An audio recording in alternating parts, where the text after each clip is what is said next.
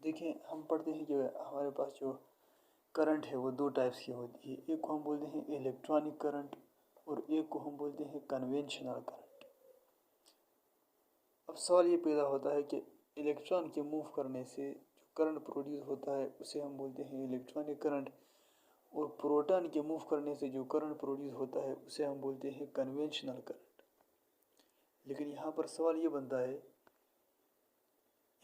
बनता है कि इलेक्ट्रॉन तो मूव करते हैं, लेकिन प्रोटॉन किस तरह मूव करते हैं। चलो हम मान लेते हैं कि इलेक्ट्रॉन जो है वो मूव कर सकते हैं, लेकिन हम ये जानते हैं कि प्रोटॉन जो है वो मूव नहीं कर सकते, क्योंकि हमारे पास फॉर एग्जांपल एक एटम है, तो उस एटम से इलेक्ट्रॉन तो मूव हो सकते हैं, उससे रिमूव होकर किसी दूसरे इलेक्ट्रॉन के अंदर ऐड हो सकते हैं, किसी दूसरे एटम के अंदर ऐड हो सकते हैं।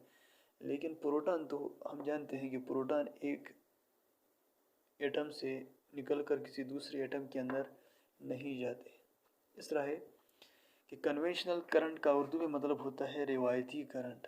यानी कि पुराने ज़माने में जिस वक्त लोग ये नहीं जानते थे कि इलेक्ट्रॉन मूव करता है या प्रोटॉन मूव करता है, उस वक्त वो लोग ये बिलीव करते थे कि प्रोटॉन के मूव करने से क्या होता है, हमारे पास करंट प्रोड्यूस होता है। लेकिन बाद में ये पता चला कि असल में प्रोटॉन के मूव करने से जो है वो करंट प्रोड्यूस नहीं होता है, बल्कि सिर्फ इलेक्ट्रॉन के मूव करने से क्या होता है, करंट प्रोड्यूस होता है।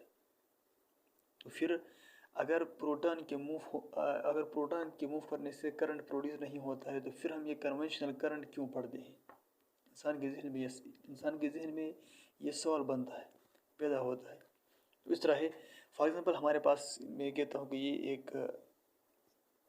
कोई भी एक मटेरियल है। यहाँ पर फॉर एग्जांपल मैं कहता हूँ इसके अंदर 3 प्रोटॉन है। अब इधर 3 प्रोटॉन है और इसके अंदर 3 इलेक्ट्रॉन है। लेट्स सपोज यहाँ भी इसी तरह से इसके अंदर 3 प्रोटॉन है और 3 इलेक्ट्रॉन है।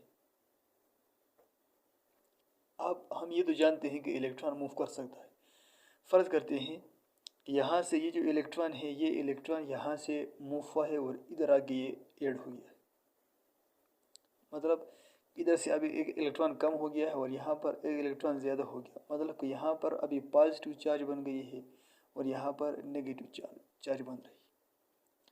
हमने पढ़ना ये है कि हम कन्वेंशनल करंट क्यों पढ़ते हैं, और हमें ये पता है कि प्रोटॉन के मूव करने से करंट प्रोड्यूस नहीं होता है। उसके लिए हमें ये समझना लाजमी है।